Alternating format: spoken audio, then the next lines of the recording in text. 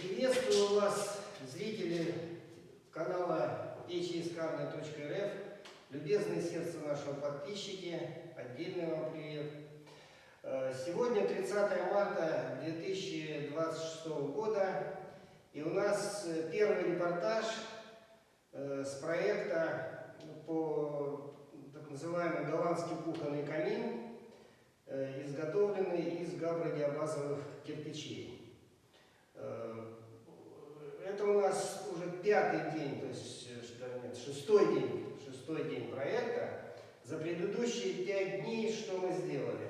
Мы связали ось камина с дымоходом, который заранее был сделан диаметром 500 мм. Вынесли в натуру оси основания, линию основания, согласно чертежам проекта, сделанного в скетчапе.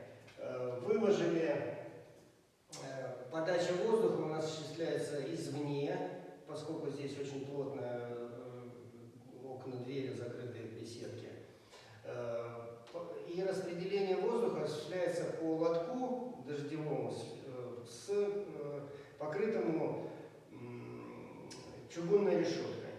Такая щель шириной примерно 100 мм. И воздух будет поступать извне по поду камина в зону горения. Разметили крылья камина, то есть вынесли проектные размеры, сообразовали, немножко уточнили проектные размеры сообразно толщине шва. Значит, поскольку это у нас не кирпич, а камень габродиабазовый, мы его кладем на мастику жаропрочную на основе жидкого стекла и талькомагнезита. Готовая продается.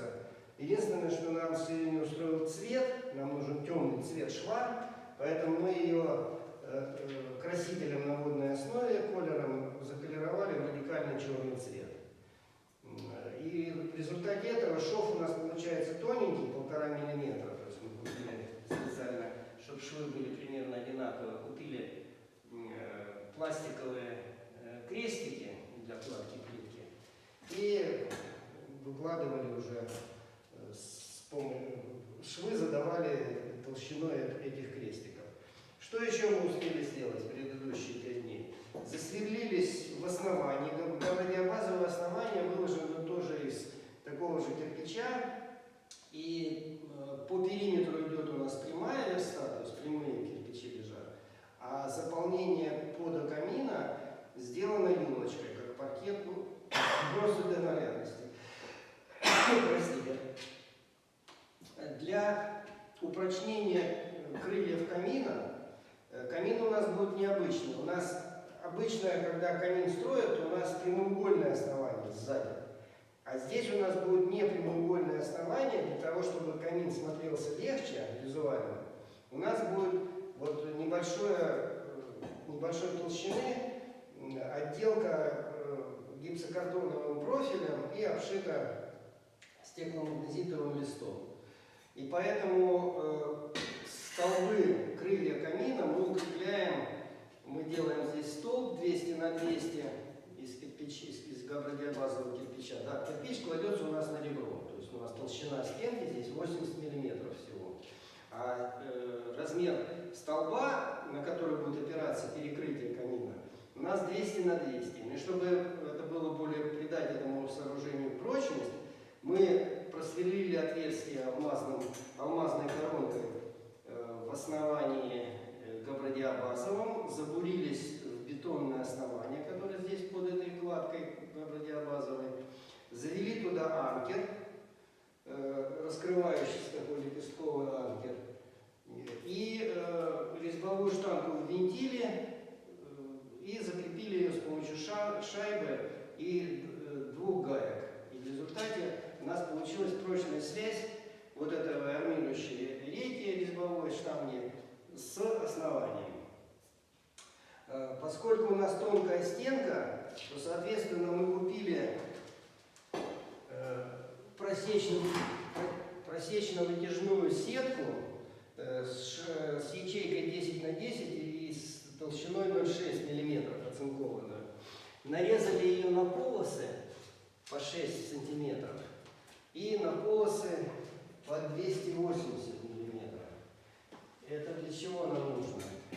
Полосы в 60 миллиметров мы армируем наши версты, то есть крылья камина и спинку его, а столбы, которые будут поддерживать наши крылья нашего камина, мы армируем тоже каждый ряд сеткой размером 180 на 180, чтобы горизонтальное армирование. У нас вертикальное армирование углов идет, здесь мы будем заливать цементно-песчаная смесь с гравием.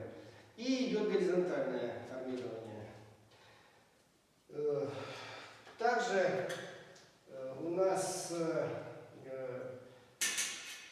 поскольку размеры камина большие, длина крыльев больше нет, поэтому нам нужна большая линейка, что было предоставлено заказчикам. На объекте была длинная линейка для того, чтобы мерить размеры более точно. А также на лазерном